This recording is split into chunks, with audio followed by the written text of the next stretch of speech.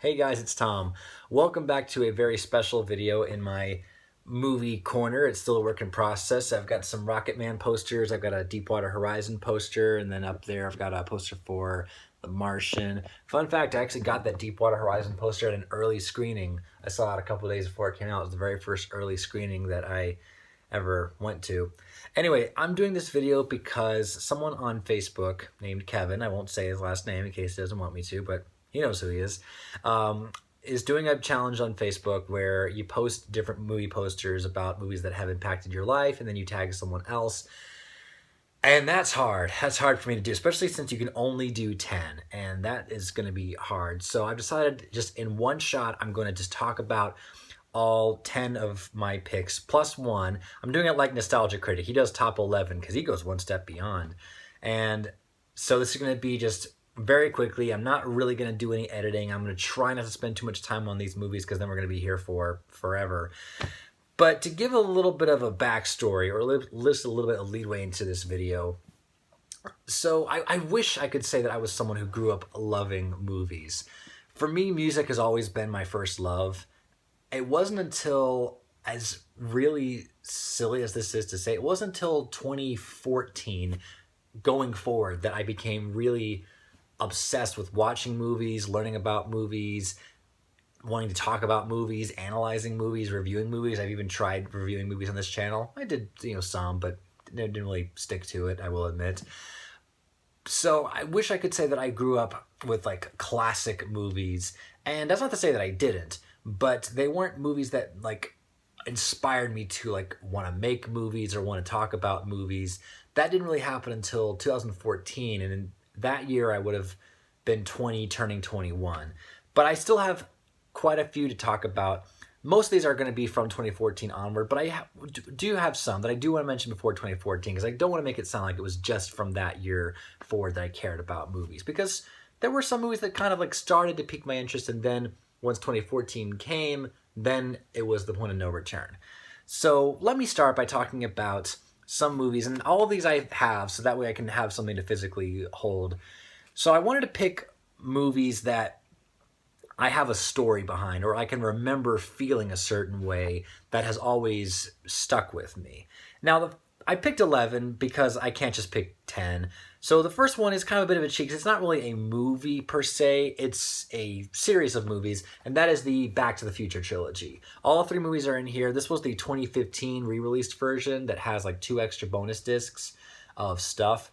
And I feel like everyone my age grew up watching Back to the Future. And from what I can remember, we didn't have it on DVD or VHS. Literally, it was played on TV, and my dad would watch it, and then I would see him watch it, and then that made me want to watch it.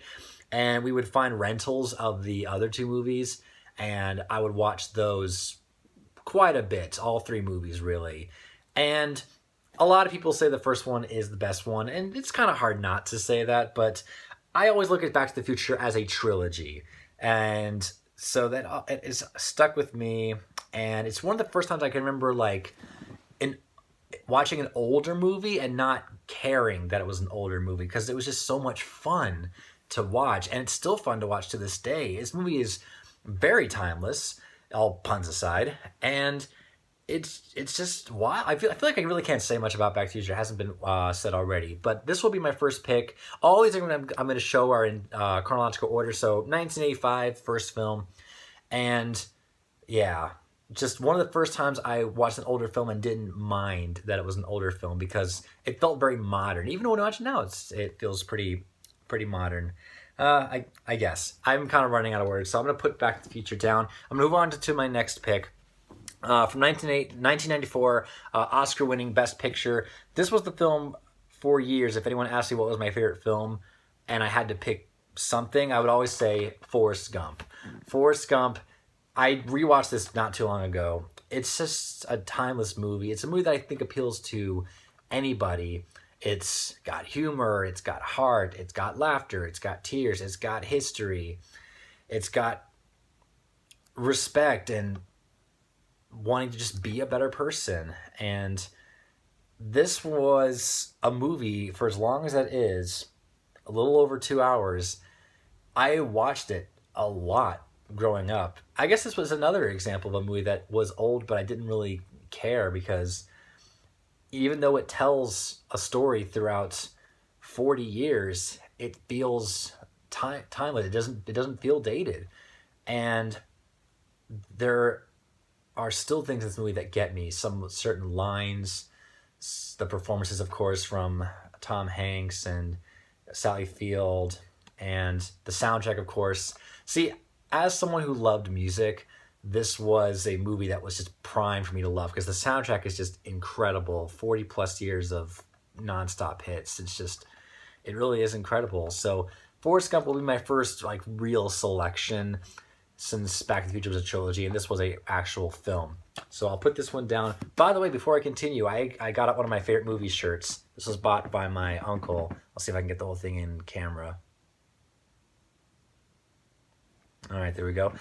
And moving on to the year 2000, this is a movie that is one of those like amazing one-time watches and has stuck with me since. I've seen this movie more than one time, but I always remember watching it for the first time whenever I rewatch Almost Famous. Now, this is the collector's edition, which has two cuts of the movie, the theatrical cut, which is called Almost Famous, and the director's cut, which is called Untitled.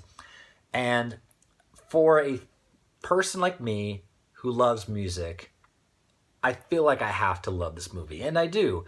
Again, the soundtrack is amazing.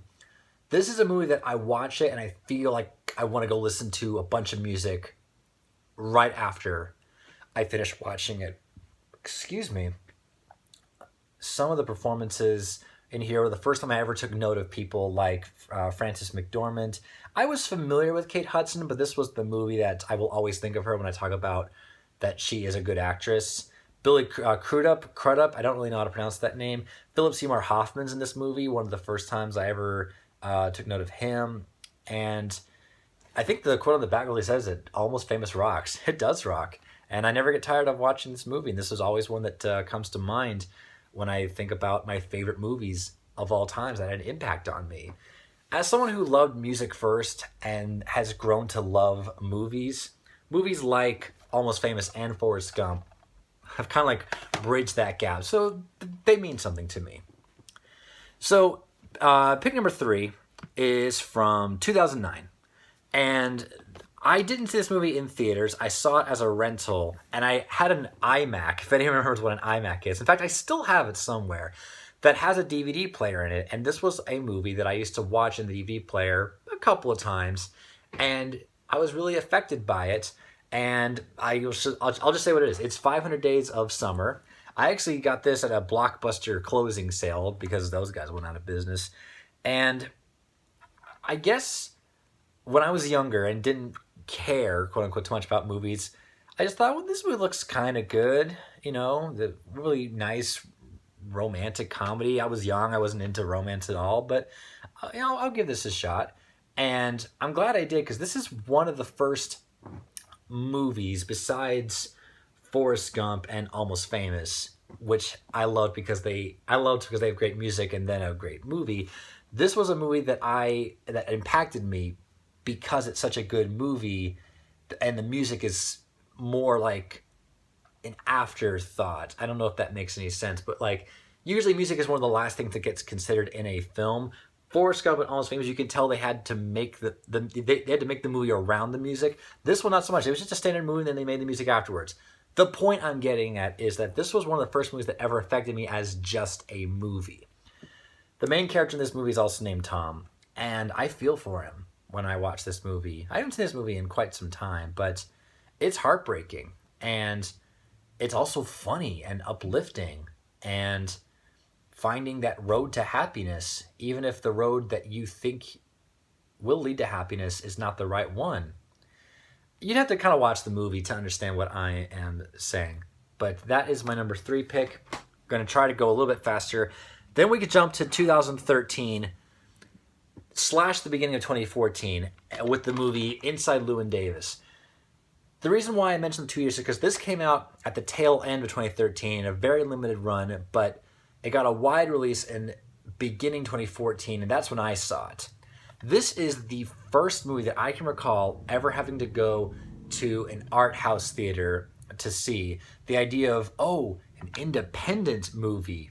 I didn't know about that kind of stuff growing up because I wasn't into movies. But I wanted to see this, and I had to seek it out. There's a theater called the Angelica. They're nationwide, and they had this movie, and I went with a good friend of mine. We both really want to see this movie, especially since it's dealing with, a music performer, in Llewyn Davis, played by Oscar Isaac. First time I ever took note of him, and then of course he was in Star Wars right after this, and I feel like such a hipster saying I knew him before he was cool. Carey Mulligan, John Goodman, Justin Timberlake, Garrett Hedlund. A lot of the times I only vaguely knew these people. Like, I knew John Goodman and I knew Justin Timberlake, but I didn't really know Carey Mulligan and Garrett Hedlund that much. So this was a nice surprise. And also Adam Driver, believe it or not, in this movie. I had never heard of him before. And when I saw this movie, I thought he was a comedian because he has a pretty funny part. And the music is really good. For someone like me who likes folk music, they can definitely appreciate a movie like this about someone who can make beautiful music with just a guitar. They're a bit of a rambler. They don't really have much to them aside from just them being a really good performer. And this is one of those movies that people don't like because they say it has no plot. But to me, it's like you follow the characters, you follow the story. And that was really cool for me to watch on my first watch.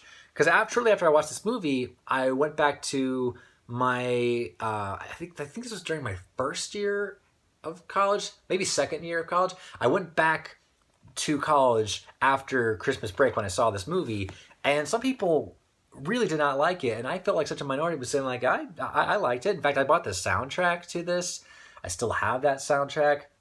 And then when this came out on DVD, like a month later, I bought it for like full price, $25, because I wanted it. By that point, I had just gotten like one of my first real jobs, so this was like one of the first things I was able to buy my own movie. Like, hey, I've got money now. I can, I can buy things, and it's kind of held a special place in my heart. This was kind of like the precursor of what was to come, since this was the tail end of 2013 going into 2014. So with that said, I actually have two movies from 2014 that I want to share, and this was really the one. These are the two, I should say, that really have cemented my love for film, and they came out the same year and made me think about film as something that should be talked about and should be thought about. And that happened with none other than the Lego Movie. I saw the trailer for this and thought this was such a cash grab. It looked absolutely stupid. And I was in college at the time, and people were talking about this movie was incredible. It needed to be seen. And there was a small theater, very small theater. It had like 6 screens down the street from my dorm. I didn't have a car, so I had to either walk or get a buddy of mine to take me. And since I was in college and didn't have a job, I had very limited money. So tickets were like, if you went to like a 2 p.m. showing, it was like $5 or $6. And that's all I could afford to spend. So I had to pick a time. It was like, okay, I don't have any classes. I don't have anything going on. I can see this movie. I'll make the trip. And I was just floored. And then I saw it the first time in theater. I have seen it since in theaters 3 more times. I do not do that with movies, but I did it with this movie because that's how much I love this movie, and I wanted to show people this movie.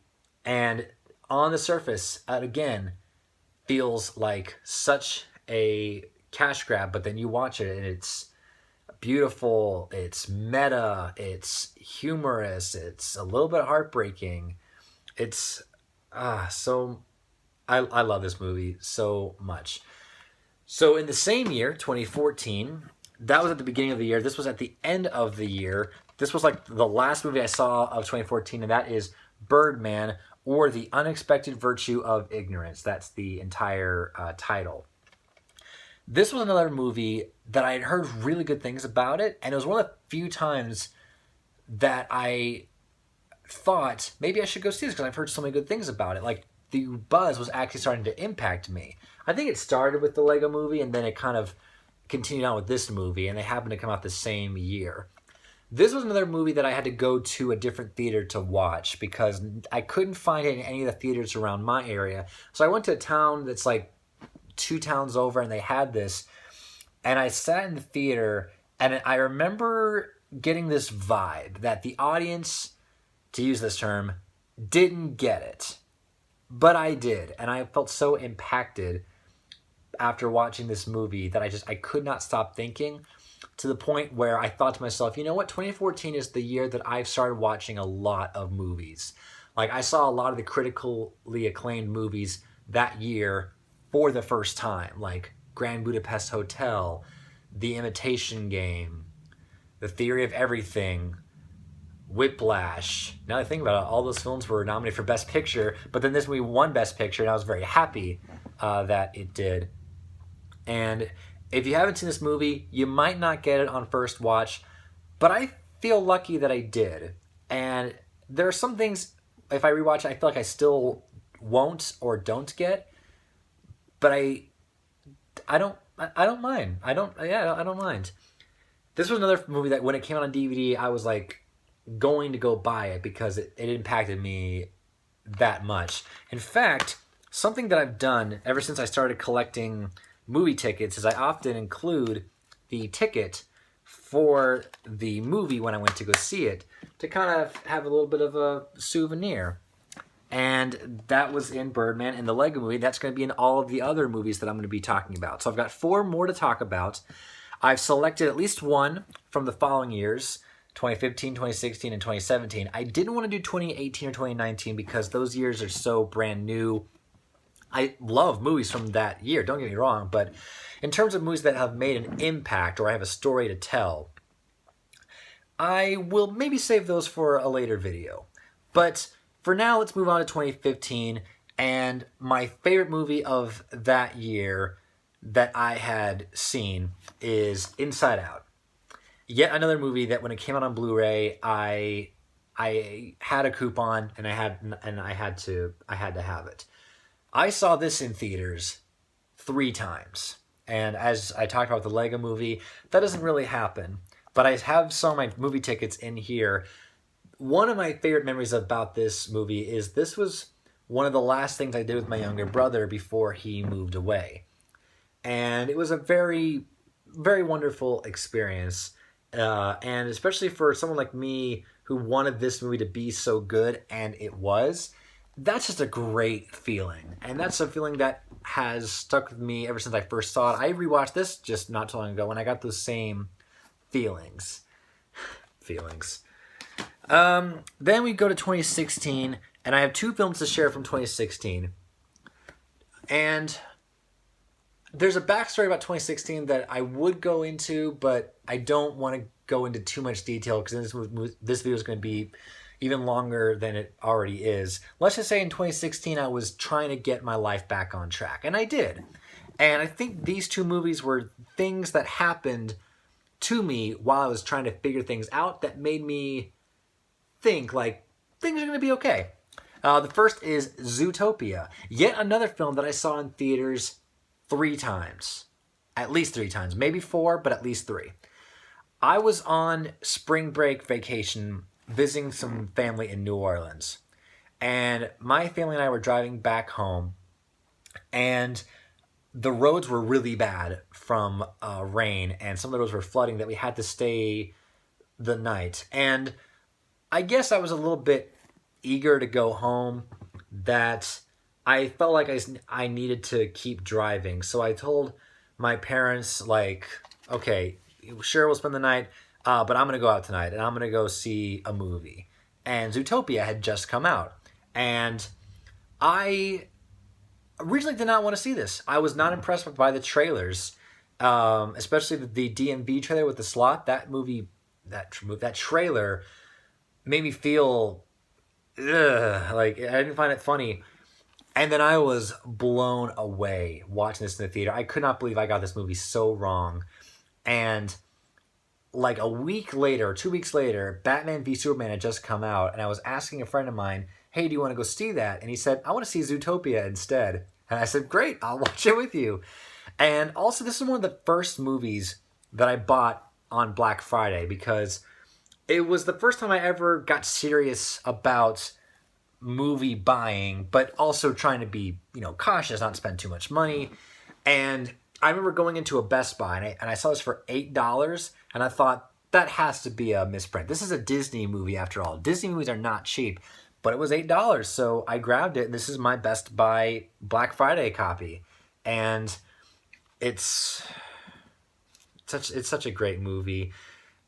And for a movie that is not just about following dreams, but not judging people either, and doing whatever it is that you have to do, it's a movie that speaks on a lot of different levels. And at that point in my life when I was wondering if things were going to be okay, this movie was telling me, yeah, they are. Just believe in yourself and be a good person. And it came at just the right time, and it stuck with me since.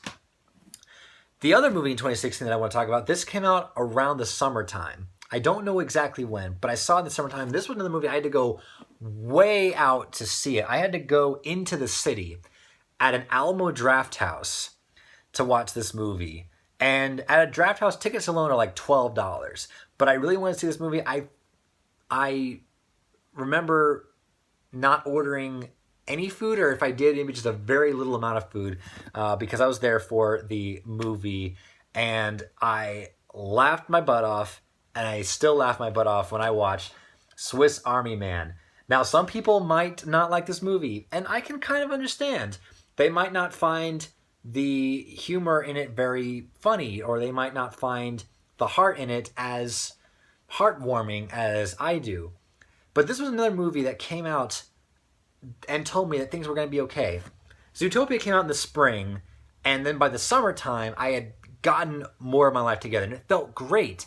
And this was a movie where I could just feel like a good person, because this movie is about Paul Dano, however you pronounce it, teaching Daniel Radcliffe how to be not just a good person, but just be a person, because Daniel Radcliffe is this lifeless body. If you've never seen this movie, this whole explanation is probably going to sound weird, and trust me, it probably is.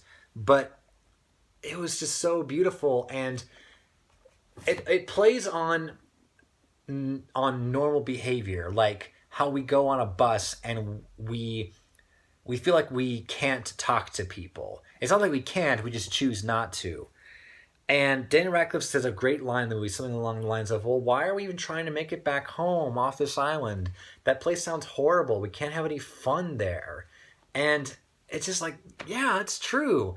And my college degree is in communication studies. So for a movie like this about communication and following rules that we set, but also realizing rules are kind of silly, we can behave how we want to, but in certain guidelines.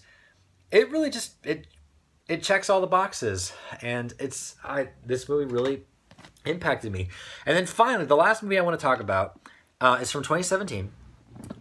The story I have behind this one is that I took a chance on this movie. I hadn't seen any trailers, and I wanted to just go into it blindly. And this was the movie I saw right before the day I started my last year of college. And of course, going into the first day of last year, it's going to be pretty intimidating. Or I'm going to feel like the pressure's on. And this movie took a lot of that pressure off, and it made me just smile and just think, I can do it. I really can.